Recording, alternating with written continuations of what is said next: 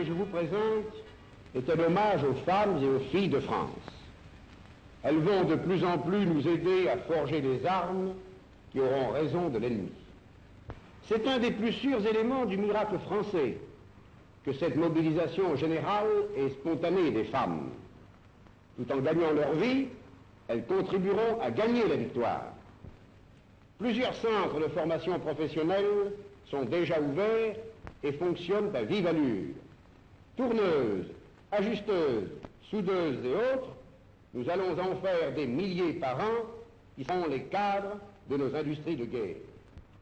Cet effort que fait le gouvernement pour développer la formation professionnelle est un effort immense que nos amis admirent, que nos ennemis redoutent. Vous allez voir nos ateliers où des moniteurs empressés louent le zèle, l'intelligence, l'adresse de leurs élèves. Ces femmes savent la part importante qu'elles vont prendre dans la conduite de la guerre.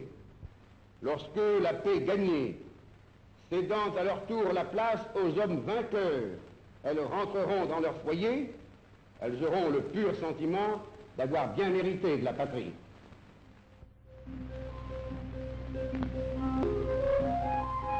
Voulez-vous que nous évoquions le doux pays de France, ses paysages, ses campagnes, ses paysans qui mènent une vie simple et calme dans le travail libre et dans la paix?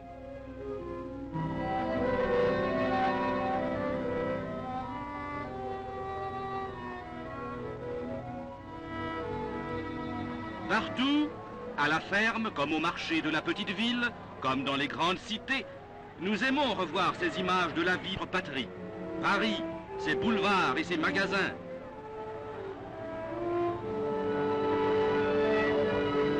Ses dactylos actives. Les fourmilières de ses usines. Les toilettes créées par ses couturiers. L'activité de ses ateliers où s'élaborent les merveilles de la technique moderne. L'animation de ses halles et de ses marchés populaires.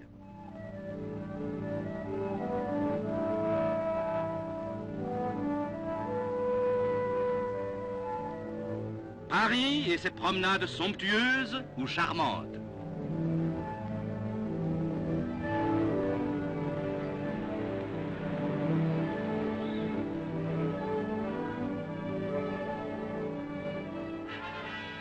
Mais la guerre menace. L'orage éclate, le canon tonne. Sur mer et sur terre aussi, les forces monstrueuses se déchaînent.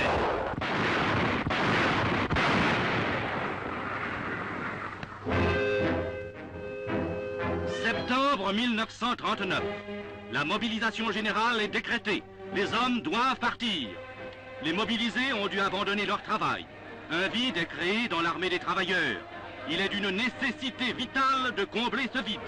Courageusement, comme en 1914, les femmes françaises entreprennent cette lourde tâche au bureau, à l'usine, au champ.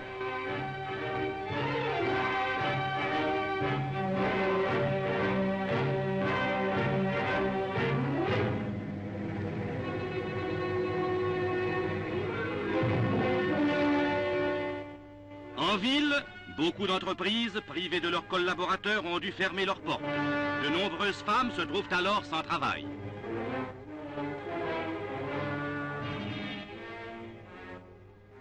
Après avoir vainement cherché un emploi, elles n'ont plus d'autres ressources que de se faire inscrire au fonds de chômage.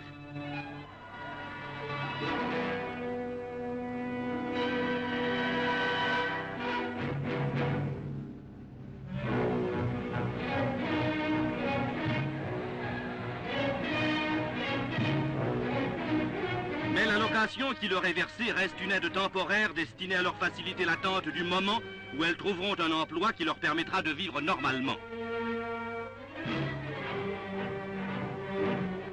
Ces femmes viendront remplacer à l'usine les ouvriers mobilisés. Elles renforceront la production de nos armements. Elles s'adapteront en des gestes presque identiques à de nouvelles activités.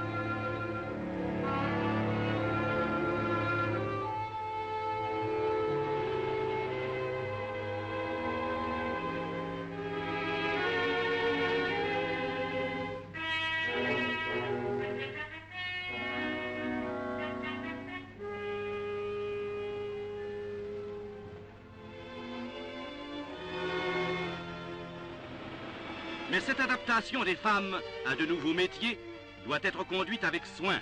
Il y faut d'abord un examen médical. Le ministère du Travail fait tous ses efforts pour en généraliser la pratique et pour le compléter par une véritable orientation professionnelle. Nous allons visiter l'un de ces centres d'examen récemment créés par le ministère du Travail.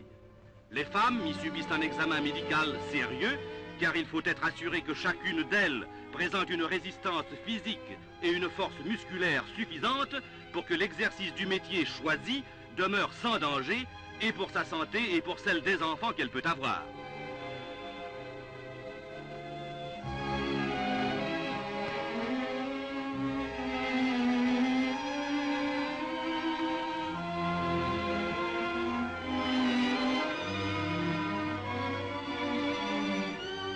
Chaque candidate subit ensuite un examen psychotechnique où, par le moyen d'épreuves appropriées, on peut déceler ses aptitudes particulières et l'orienter de préférence vers un métier correspondant à ses aptitudes. Voici l'épreuve de traçage. L'épreuve de pointage, grâce à laquelle on peut mesurer la précision et la rapidité des mouvements.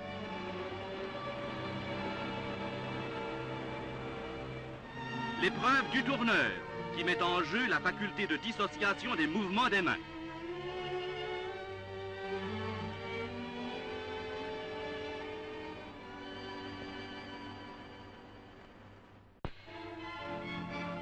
L'épreuve de dextérité.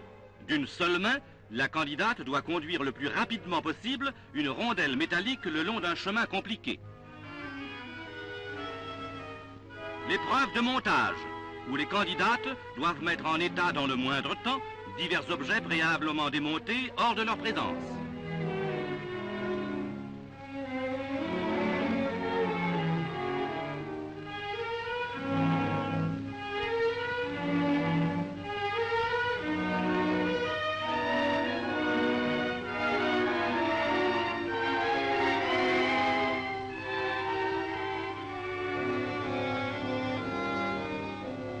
Les épreuves permettent le classement des candidates. Les unes entreront directement en usine au fur et à mesure des besoins et seront mises à la production après une très courte adaptation. Les autres seront envoyées dans un centre de reclassement professionnel fonctionnant sous l'autorité du ministre du Travail pour y recevoir en quelques semaines ou quelques mois une formation plus complète, méthodiquement conduite par des moniteurs éprouvés.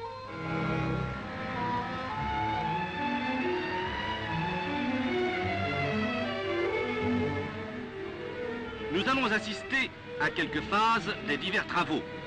L'adresse et la patience y sont mises à l'épreuve. Mais il n'y manque ni la bonne volonté, ni l'entrain dans une atmosphère d'ardeur joyeuse qu'on ne peut s'empêcher d'admirer. La santé morale n'a pas moins d'importance que la santé physique. Elles sont toutes deux l'objet de la même attention.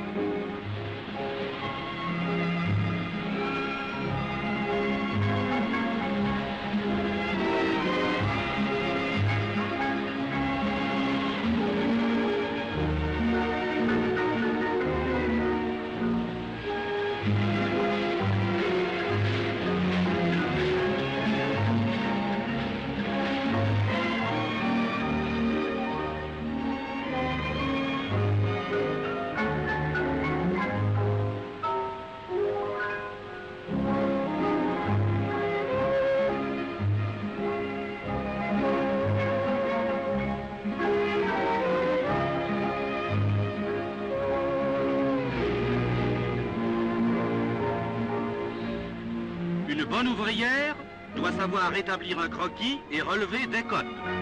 Cette jeune apprentie fait partie de l'équipe des riveuses. Elle découpe la tôle sur laquelle elle va apprendre à poser des rivets. Les côtés de la plaque de tôle sont soigneusement dressés à la lime. Puis, la plaque elle-même est passée à la sanguine pour permettre le traçage.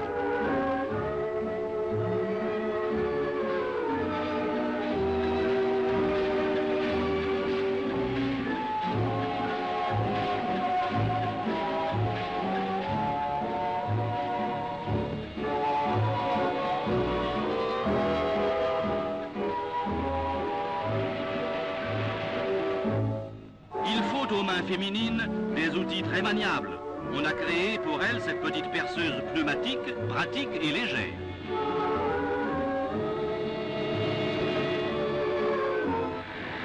On apprend à fraiser les trous.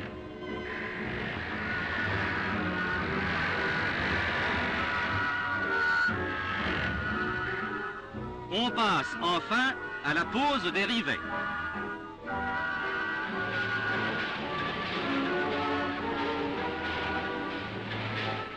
Le coup de marteau doit être précis. Le moniteur rectifie les erreurs, les maladresses. Pour bien tenir, un rivet doit être fixé sans jeu, écrasé bien d'aplomb.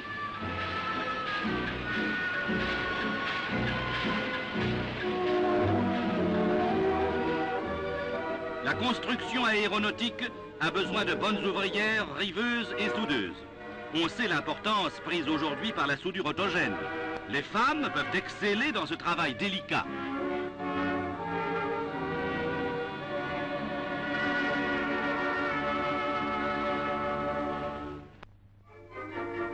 La formation professionnelle des futures ouvrières comporte aussi des cours de dessin et de géométrie. Chaque jour, d'excellents professeurs leur dispensent les notions théoriques dont elles auront besoin plus tard dans l'exercice de leur nouvelle profession. Plus assidue, plus attentive que bien des écolières et des lycéennes, observez-les, ces jeunes femmes et ces jeunes filles, qui, elles aussi, vont lutter pour une victoire que nous voulons tous, prochaine et complète.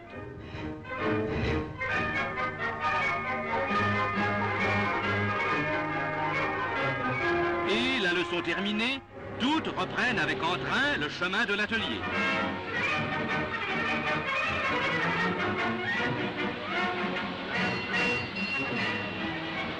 La première pièce de la tourneuse débutante, un cylindre d'acier qu'il s'agit d'amener aux dimensions prescrites.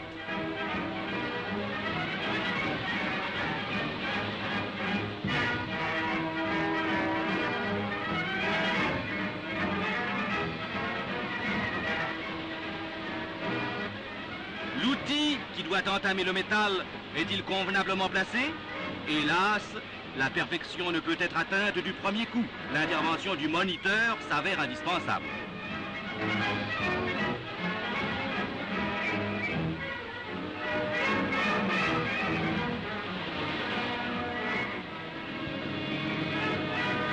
Voilà le tour en marche. La pièce brute soumise à la discipline de la machine. Observez l'attention anxieuse de l'élève. Elle veut vaincre le métal. Elle dirige de sa main délicate la dent d'acier qui mord le fer. Elle en éprouve sa première joie d'ouvrière, son premier orgueil d'avoir modelé sans défaut une pièce précise, nette et brillante.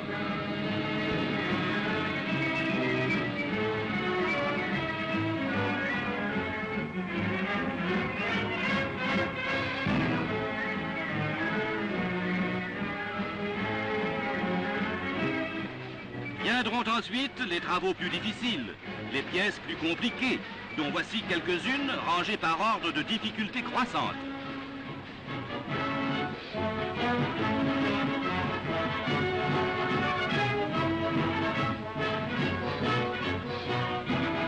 Progressivement, les élèves deviennent plus habiles. Celle-ci tourne une surface conique.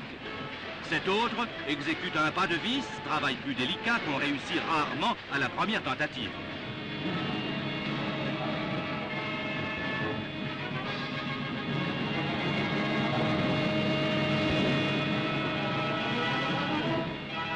Cette autre, encore, achevant son 3e mois d'apprentissage, termine une pièce très difficile. Voici maintenant les fraiseuses. Elles aussi conduisent des machines précises et souples, dirigent d'impitoyables outils d'acier.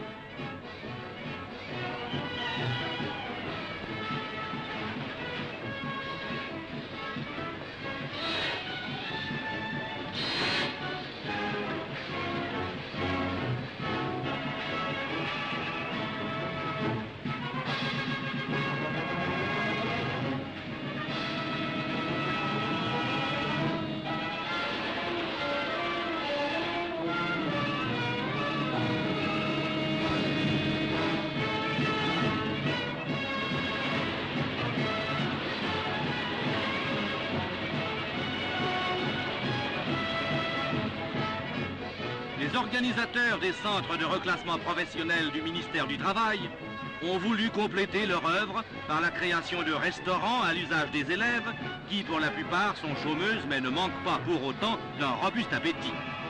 Elles ont souvent besoin d'être soutenues, réconfortées, de retrouver des forces dans une alimentation complète qui leur a peut-être manqué. Des repas sains, substantiels, agréables, sont préparés dans des cuisines remarquablement organisées où règne l'ordre et la propreté, équipés d'un matériel moderne, animé par un personnel dévoué.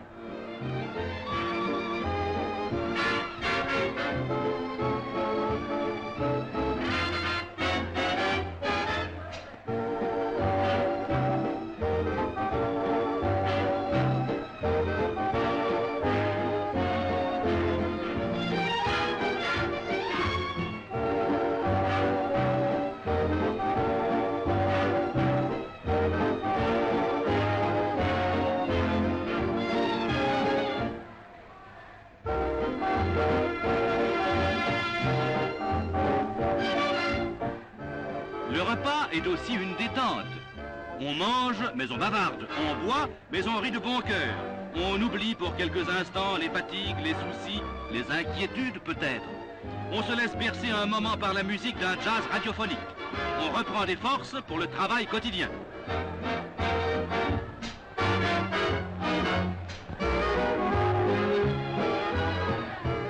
Le déjeuner s'achève, un nuage de poudre, en route à nouveau pour le travail.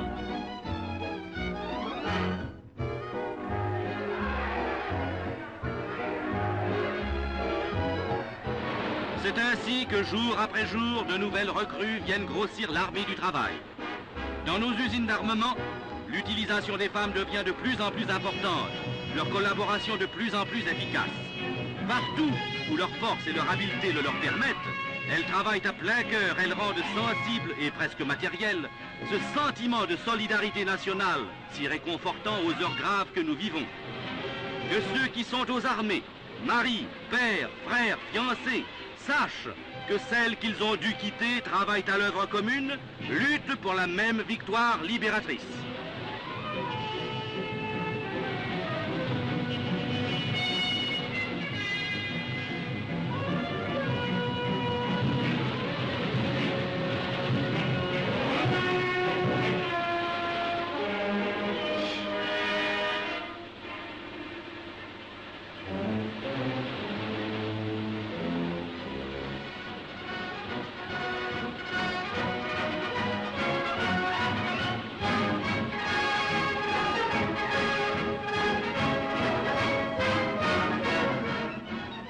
Devant ces exemples, comment ne pas rendre hommage aux femmes françaises d'aujourd'hui, dignes de leurs aînés?